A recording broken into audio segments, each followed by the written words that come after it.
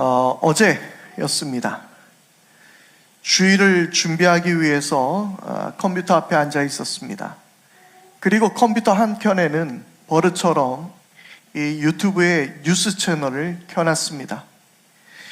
요즘 많은 사람들이 이런 모습을 하고 있다고 합니다. 눈만 뜨면 잡혀갔나 라고 본다고 하는데요. 그러자 지나가던 딸이 저에게 한마디를 던졌습니다. 아빠는 그냥 정치하는 게 어때? 맨날 뉴스만 보고 있다고. 그렇게 잔소리를 하고 지나갔습니다. 처음에는 요즘 온 국민이 다 그래 라고 넘겼지만, 그런데 쉽게 그 말이 머릿속에 지워지지 않았던 것 같습니다. 그리고 말씀을 다시 들여다봤습니다.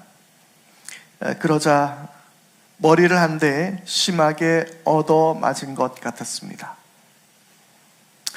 저는 음악 듣는 것을 좋아하고 여러 IT 기기들도 좋아합니다. 그건 사실 우리 교인들도 잘 압니다. 애플의 새로운 기기가 나왔다 그러면 저에게 물어보기도 하고 또 그런 이야기에 항상 저는 끼어들기도 합니다. 저의 유튜브 알고리즘 역시 그런 이야기들로 가득한데요. 어떤 기기들이 출시되었는지, 어떤 음질 좋은 이어폰, 헤드폰들이 출시되었는지, 살 수는 없어도 그냥 구경하는 것만으로도 재미있고 흥미롭습니다. 내가 가장 좋아하고 중요하게 생각하는 것, 관심 있게 생각하는 것은 누가 봐도 알고 있습니다. 우리 유지원 집사님이 기타를 잘 치기도 하지만, 그러나 우리 유지원 집사님이 농구를 좋아하는 것, 그것은 누구나 봐도 잘 알 수 있습니다. 누군가를 자동차를 좋아하고요, 누군가는 또 어떤 것을 좋아합니다. 우리는 누군가의 관심사를 알아채는 것은 그리 어려운 일이 아니라는 것을 잘 알고 있는 사실입니다. 그러면 우리에게 하나님 나라는 어떻습니까? 마치 제가 어느 날 저는 운동에는 관심이 많고 무엇보다 저는 운동을 좋아합니다 라고 말하는 것과 비슷하지 않을까요? 정말 우리 마음속에 하나님의 나라를 우리의 삶의 중심에 두고 우리의 모든 관심사가 하나님 나라에 있는 것일까요? 우리 교회 올해 주제가 나라가 임하옵소서라고 정했고, 지난주부터 저는 거의 모든 설교에서 하나님 나라를 이야기했습니다. 사실 지난주뿐만 아니라 대부분의 설교에서 저는 하나님 나라를 늘 강조해 왔습니다. 자다가도 일어나서 설교하라고 그러면 저는 하나님 나라에 관한 설교를 할 수 있을 정도입니다. 그런데 한번 생각해 보게 됩니다. 제가 해븐인 교회 목사로서, 목회자로서가 아니라 인간 재주경으로서 나는 정말 하나님 나라를 바라고 있는가? 라는 질문에 저의 지난 삶은, 컴퓨터 앞에 앉아 있었던 저의 모습은 그렇다라고 대답하기가 쉽지 않을 것 같습니다. 정말 저의 지난 며칠 동안의 삶은 이런 이미지의 모습, 잡혀갔나? 라고 하는 그런 모습이 아니었을까 생각을 해보게 됩니다. 우리의 삶의 중심에는 과연 하나님의 나라가 있는 것일까요? 예수님께서는 그분의 나라를 시작하시면서 말씀하셨던 첫 마디는 때가 찼다, 하나님의 나라가 가까이 왔다, 회개하여라, 복음을 믿어라 였습니다. 그리고 예수님께서는 제자들을 모으시며 하나님 나라의 복음을 선포하셨습니다. 그러면 예수님이 전하셨던 하나님 나라의 복음, 그것은 무엇이었을까요? 초기 기독교, 즉 마태복음 등의 복음서가 쓰여졌던 시기는 기독교라는 종교가 세워지기 전이었습니다. 대부분이 유대인으로서 예수님을 믿는 이들이었습니다. 일전에도 나누었던 이야기지만 당시에는 기독교라기보다는 많은 사람들은 유대교의 한 분파 정도로 이해했던 것이죠. 그러나 분명 예수가 말하는 그 내용이 유대인들과 차이가 난다는 것을 그들 모두가 느끼기 시작했습니다. 그래서 어느 순간부터 유대인들 사이에선 예수를 따르는 이들을 이단으로 규정하기 시작했습니다. 거기에다가 나중에는 많은 이방인들이 예수를 따르기 시작했던 것입니다. 분명 그들 사이에서는 무언가 새로운 질서가 생기기 시작했습니다. 바로 하나님의 백성들, 유대인들 그들 모두가 간절히 바랬던 하나님 나라가 도래한 것입니다. 그런데 하나님 나라의 질서는, 이 새로운 질서는 이전과 같지 않았습니다. 하지만 예전에 이스라엘이 따랐던 율법을 예수님이 파괴한 것이 아니라 그것을 리뉴얼했던 것이죠. 더 새롭게, 그리고 그것을 완성시켰던 분이 예수님이셨던 것입니다. 마태복음 5장 17절입니다. 내가 율법이나 예언자들의 말을 폐하러 온 줄 생각하지 말아라. 폐하러 온 것이 아니라 완성하러 왔다. 아멘. 그래서 이 마태는 마침내 시작된 하나님 나라의 새로운 질서를 유대인들에게 알려주어야 했습니다. 메시아가 왔으며, 그리고 그의 나라가 이제 시작되었으니 그의 말씀을 들으라라는 것입니다.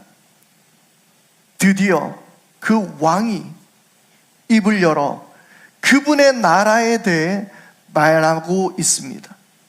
한 번도 가보지 못했던, 알지 못했던 그러한 나라였습니다. 그리고 그분 메시아, 그분의 취임식에 취임 연설이 드디어 선포됩니다. 마음이 가난한 사람은 복이 있다. 하늘나라가 그들의 것이다. 바로 팔복으로 시작되는 산상수훈이라 불리는 말씀입니다. 마태복음 5장부터 7장까지 이어지는 이 말씀은 예수님의 하나님 나라 선포이며 동시에 메시아의 취임 연설이었던 것입니다. 과거 이스라엘 백성들은 이집트를 나와서 바다를 건너고 광야에서, 그리고 시내산에 이르러 하나님과의 언약을 했습니다. 그리고 하나님은 그들에게 율법을 주셨습니다. 마찬가지로 이 사실을 잘 알고 있는 유대인들에게 마태복음은 그와 같은 흐름을 보여주고 있습니다.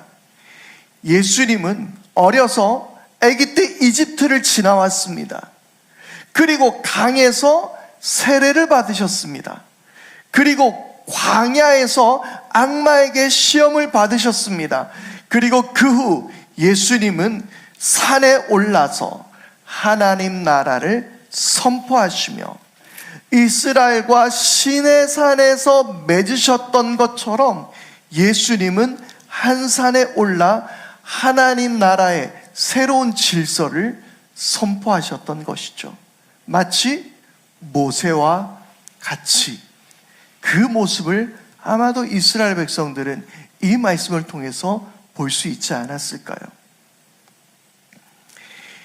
예수님은 이 산상수훈의 말씀을 통해 하나님 나라가 어떤 것인지를 말씀하셨습니다. 그러나 새롭게 시작된 하나님 나라는 그들 모두가 이 땅에서 추구하고 살았던 것들과는 다른 것이었습니다. 힘세고 강하며 더 많이 가진 것이 축복이라 여겼던 그들에게, 부자가 되고 싶었던 그들에게 예수님은 가난한 사람이 복되다 라고 선언하신 것입니다. 뿐만 아닙니다. 마태복음 5장 22절은 이렇게 말합니다. 그러나 나는 너에게 말한다. 자기 형제나 자매에게 성내는 사람은 누구나 심판을 받는다. 자기 형제나 자매에게 얼간이라고 말하는 사람은 누구나 공의에 불려갈 것이고 또 바보라고 말하는 사람은 지옥 불 속에 던져질 것이다. 큰일 났습니다. 마태복음 5장 39절은 또 이렇게 말합니다. 나는 너에게 말한다. 악한 사람에게 맞서지 말아라. 누가 내 오른뺨을 치거든 왼쪽 뺨마저 돌려대어라. 5장 44절 너희는 원수를 사랑하고 너희를 박해하는 사람을 위하여 기도하여라. 이 말씀을 들은 우리 모두는 산상복음의 말씀을 매우 버겁게 생각합니다. 아니면 그저 좋은 충고 정도로 뭐 그런 사람이 있으면 좋겠지라고 생각합니다. 왜냐하면 이 산상수훈에 말씀한 예수님의 말씀대로 살 수 없기 때문입니다. 이렇게 살아야 한다면 오히려 우리의 삶이 더 힘들어질 것 같고 손해보고 피해보고 살 것 같기 때문입니다. 그런데 산상수훈의 말씀은 우리에게 너희가 이렇게 해야만 하나님 나라 백성이 될 수 있다고 말씀하시는 것이 아니라 하나님 나라 백성은 이렇게 살 수 있다라는 것을 우리에게 말씀해 주고 있다라는 사실입니다. 여러분, 이 산상수훈은 너희가 이렇게 살지 않으면 누구나 하나님 나라에 들어오지 못할 거야 라는 이야기가 아닙니다. 하나님 나라의 백성이라면 이렇게 살 수 있을 거라는 메시지라는 사실입니다. 하나님의 놀라운 은혜는 우리로 하여금 이 세상과 다른 방법, 이 세상이 추구하는 것과 다른 것을 소망하고 살 수 있다라는 것을 우리에게 알려주고 있는 것입니다. 여러분, 하나님의 은혜가 우리를 그런 삶으로 이끌어 주실 줄 믿습니다. 이 세상과는 다른 것을 소망하는 나라, 이 세상의 방식이 아닌 하나님 나라의 식대로 사는 나라, 가보지 않았고 경험하지 못했던 그런 나라, 그런 나라를 이룰 수 있다라고 말합니다. 왠지 가보지 않았고 경험해보지 못했던 나라, 이런 이야기 하니까 갑자기 제가 대통령 후보로 나설 것 같지 않습니까? 그렇습니다. 마치 그런 것과 같습니다. 예수님이 선포하신 것이 그런 것입니다. 바로 그런 나라, 바로 그 나라가 하나님 나라인 것입니다. 할렐루야. 그리고 이 산상수훈에서 예수님이 강조하신 구절이 있습니다. 그것은 당시 유대인들의 문학적인 특성에서 나타나는데요. 그에 따르면 가장 중요한 구절이 바로 주기도문이라는 것을 알 수 있습니다. 예수님이 선포하셨던 하나님 나라의 정체성과 삶의 방식을 다루며 그 한가운데 주기도문이 위치하고 있다는 것입니다. 그러므로 주기도문은 단순한 기도를 넘어선 하나님 나라의 표지이며 하나님 나라의 선언인 것입니다. 그렇다면 우리는 주님의 기도를 통하여서 알게 됩니다. 우리의 기도가, 우리의 바람이 하나님 나라와 얼마나 상관없는 기도였는지 우리는 생각해 볼 수 있습니다. 여러분, 이 가운데 1992년을 기억하시는 분들이 계십니까? 1992년에 여러분 몇 살이셨어요? 1992년 당시에 우리나라에 큰 이슈가 있었습니다. 바로 다미 선교회라는 이단 단체였습니다. 그들은 사람들이 휴거될 것이라고 말하고 다녔습니다. 그 휴거설이 교회와 사회에 떠들고 있었습니다. 많은 사람들에게 큰 관심을 불러일으켰던 사건이었습니다. 당시 다미 선교에 속해 있던 이들은 직장과 학교를 그만두고 기도원에 들어가서 휴거가 되기를 바라며 그들 모두는 예배와 기도만 했었습니다. 그래서 사회적 파장이 제법 컸습니다. 당시 뉴스에도 나와서 생중계로 보도하면서 휴거가 되는지 안 되는지를 모두가 지켜보기도 했었습니다.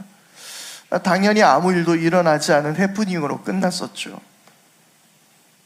그런데 지금도 언제 주님이 오실지 그때를 알아내려고 애를 쓰기도 하며 그것에 몰두하며 때로는 무작정 직장을 그만두고 선교지로 떠나는 사람들도 있습니다. 자, 여러분, 이 다미 선교의 모습들이나 이런 모습들, 여러분들은 그런 사람들에 대해서 어떻게 생각하십니까? 아마도 많은 분들은 긍정적으로 볼 수 있지는 않을 것 같습니다. 그러면 그 반대는 어떻습니까? 교회는 다니지만 한 번도 하나님 나라의 완성을 소망하지도 않고 그것을 기다리지도 않았다면, 하나님 나라와 전혀 상관없는 신앙생활을 하고만 있었다면, 앞서 말씀드린 대로 교회에 오면 매번 하나님 나라를 이야기해서 중요한가 싶다가도 삶에서는 내 관심사는 그것과는 전혀 상관없는 삶을 살아간다면, 내 삶의 중심에 하나님 나라를 소망하지 않고 살아가는 것, 그건 역시 큰 문제라는 사실입니다. 그러면서 여전히 우리는 우리 신앙이 예수 믿고 천국 가는 것이라 말합니다. 하나님 나라를 소망하지 않고 기대하지 않으면서 우리는 어떻게 겨우 죽어서 가는 하나님 나라만 소망한다라는 것이 이 얼마나 아이러니입니까?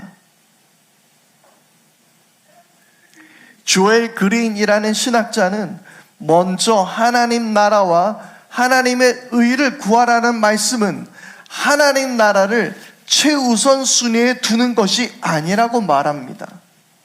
먼저 하나님 나라와 의를 구하는 삶은 우리의 모든 일상 속에서 하나님 나라를 중심 원리에 두고 살아가는 것이라고 말하고 있습니다. 먼저 그의 나라와 그의 의를 구하는 것, 그것은 하나님 나라를 최우선 순위, 그것이 아니라 우리의 모든 삶의 영역에 하나님 나라가 중심이 되는 삶을 이야기하는 것이죠. 그래서 하나님 나라와 여러분들의 나라를 분리하지 마십시오. 하나님은 여러분의 삶 속에서 역사하시는 분인 줄 믿습니다. 여기까지 일은 하나님의 일이고 여기서부터는 나를 위한 일입니다. 그것은 존재하지 않습니다. 그래서 먼저 그의 나라와 그의 의를 구하고 나중에는 내 나라를 구하겠습니다가 아니란 말입니다. 하나님께 헌금한 것은 하나님의 것이고 이제 내 주머니 속에 있는 돈은 내 마음대로 해도 된다라는 것이 아닙니다. 돈을 쓰더라도 하나님 나라의 가치관 안에서 사는 것입니다. 오해하지 마십시오. 이것은 전부 다 기부하고 여러분은 겨우 세 끼 먹을 정도만 있으면 됩니다 라고 말하는 것이 아닙니다. 그렇다고 기부를 많이 한다고 여러분이 거룩하게 되는 것, 하나님 나라 백성이 되는 것도 아닙니다. 헌금을 많이 한다고 그것을 보장해 주는 것도 아닙니다. 나누는 것만큼이나 하나님께 드리는 것만큼이나 중요한 것은 쓰는 것도 중요합니다. 우리 마음속에서 그런 사람들이 있을 겁니다. 아니, 돈 쓰는 것도 내 마음대로 못하나요? 우리나라의 법은 여러분들의 소비를 제한하지 않습니까? 여러분, 우리나라는요, 여러분들의 소비를 제한하고 있습니다. 뇌물이나 청탁을 위해 돈을 쓰는 것을 제한합니다. 그리고 불법적인 도박을 제한합니다. 안 좋은 약품을 사는 것도 제한합니다. 하나님 나라의 새로운 질서는 소비주의, 향락주의에 빠져 사는 삶, 천박한 자본주의를 추구하는 삶 역시 거절하는 나라입니다. 지난주 저는 여러분들에게 나라가 임하소서라는 액자를 나누어 드렸습니다. 빈칸에 들어갈 이 내용은 바로 여러분들의 일상이 되어야 합니다.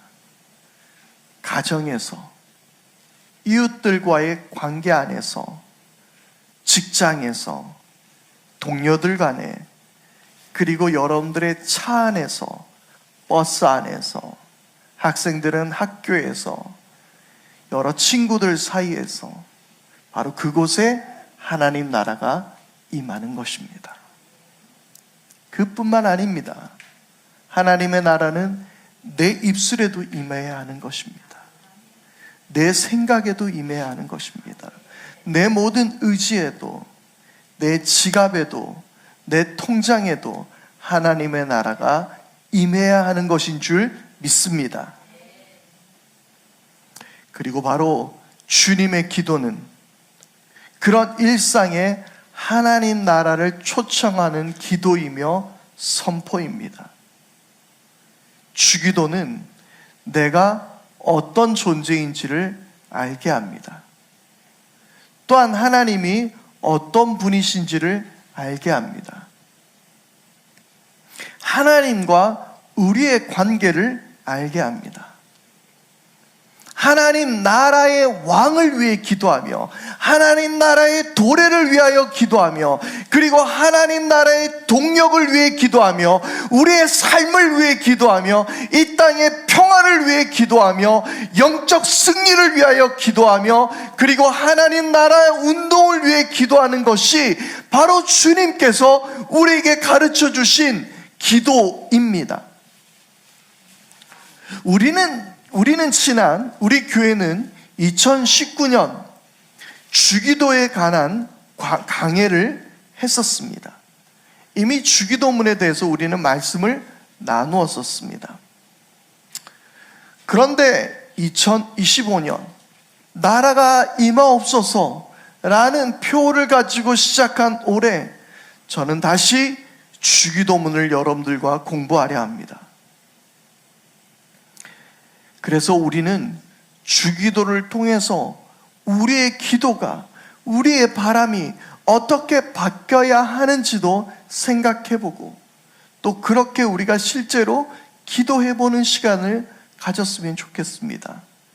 그리고 하나님의 나라를 바라는 삶, 그 주기도문에 녹아있는 하나님 나라를 우리가 어떻게 소망해야 될지 말씀을 통해서 우리가 함께 보려고 하는 것입니다.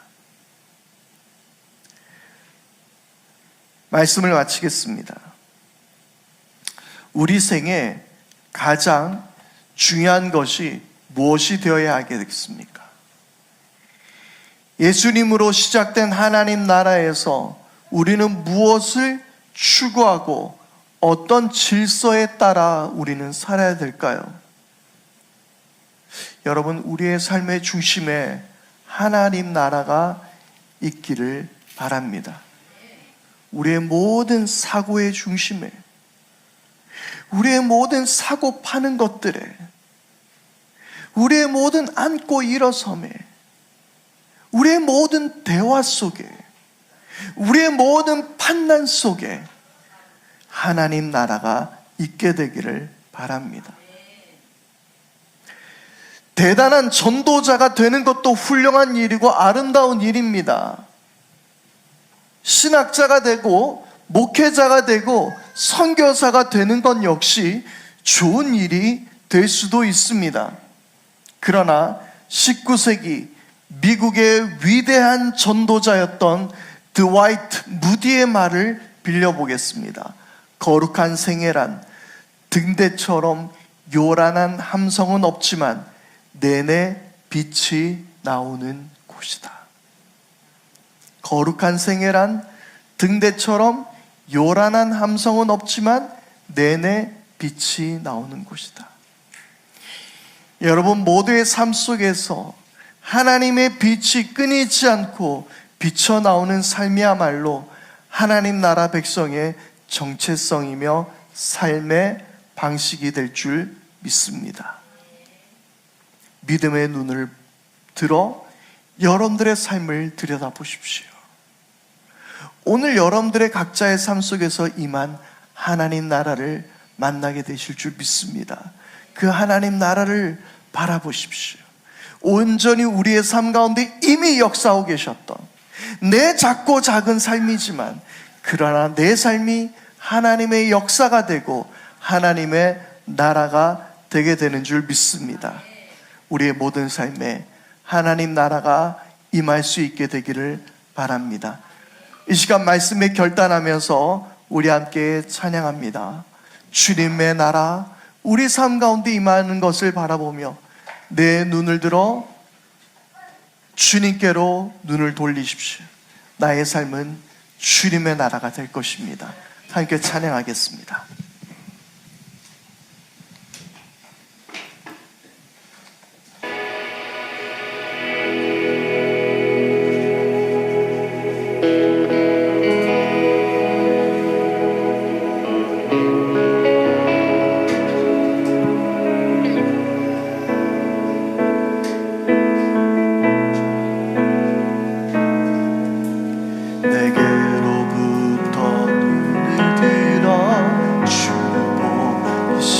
시작할 때 주의 일을 보겠네.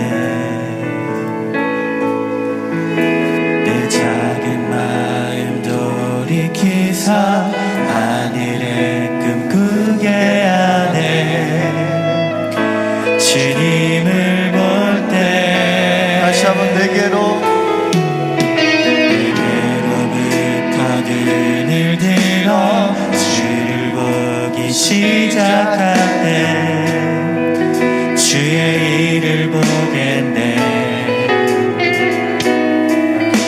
내 작은 마음 돌이키사 하늘의 꿈꾸게 하네.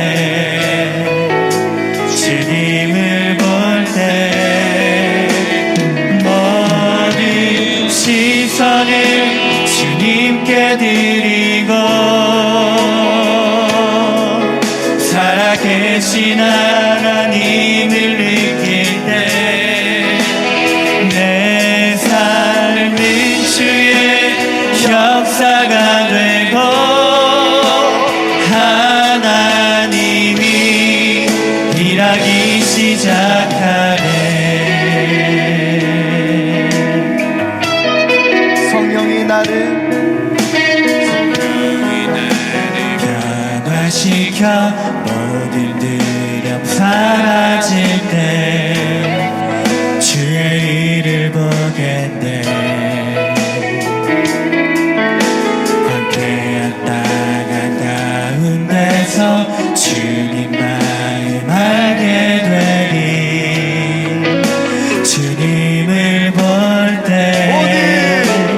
모든 시선을 주님께 드리고 살아계신 하나님을 느낄 때 내 삶은 주의 역사가 되고 하나님이 일하기 시작하네. 모든 시선을 주님께 드리고 전능하신 하나님을 느낄 때 세상은 주의 나라가 되고 하나님이 다시 한번 고백합니다. 모든 시선을 모든 시선을 주님께 드리고 전능하신 하나님을 느낄 때 내 삶은 주의 나라가 내 삶은 주의 나라가 되고 하나님이 일하기 모든 시선을 모든 시선을 주님께 드리고 살아계신 하나님을 살아계신 하나님을 내 삶은 느낄 주의 때 나라가 되고 내 삶은 주의 나라가 되고 하나님이 일하기 시작하네. 이 시간 우리 함께 고백하며 나가십시다. 주님, 나의 모든 삶의 가치관과 내 삶의 중심에 하나님 나라가 임하게 하여 주시옵소서. 주님, 나는 하나님의 나라가 중요하다라고 말하고 있지만 내 모든 관심사는, 나의 모든 가치관은, 나의 모든 일들은 하나님 나라와 상관없는 삶을 살고 있지는 않았습니까? 먼저 그의 나라와 그의 의를 구하며 하나님 나라가 내 삶의 중심이 되게 하여 주시옵소서. 함께 기도하겠습니다. 하나님 아버지, 예수 그리스도를 통하여 이미 선언된 하나님의 나라, 그 하나님의 나라가 내 삶 가운데도 이루어지기를 원합니다. 주님, 하나님의 나라를 매번 말하지만 하나님의 나라가 중요하다라고 말하고 있지만, 그러나 하나님 내 삶 가운데 정말 하나님 나라가 임하였습니까? 주님, 내 삶은 하나님의 나라를 소망하고 있습니까? 하나님, 내 모든 삶의 영역은 하나님의 나라를 가치관을 생각하며 우리는 살아가고 있습니까? 주여, 이제부터의 모든 삶을 통하여서 하나님 나라를 더욱 소망하게 하시고 하나님 나라가 어떤 것인지 알게 해주시고 내 모든 삶의 중심과 내 모든 가치관이 변화되게 하시고 오직 주의 나라를 위하여 살아가는 우리 모두가 다 되게 하여 주시옵소서. 주님 도와주시옵소서.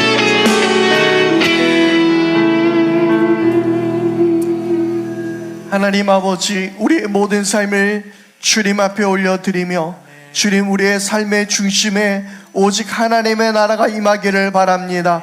우리의 모든 가치관 속에 임하여 주시옵소서. 나의 모든 생각 속에 임하여 주시옵소서. 먼저 그의 나라와 그의 의를 구하는 우리의 모든 삶이 되게 하여 주시옵소서.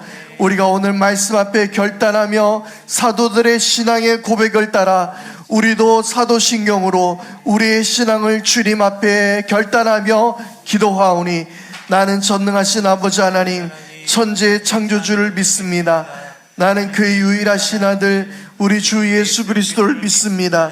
그는 성령으로 잉태되어 동정녀 마리아에게서 나시고 번디오 빌라도에게 고난을 받아 십자가에 못 박혀 죽으시고 장사된 지 사흘 만에 죽은 자 가운데서 다시 살아나셨으며 하늘에 오르시어 전능하신 아버지 하나님 우편에 앉아 계시다가 거기로부터 살아있는 자와 죽은 자를 심판하러 오십니다.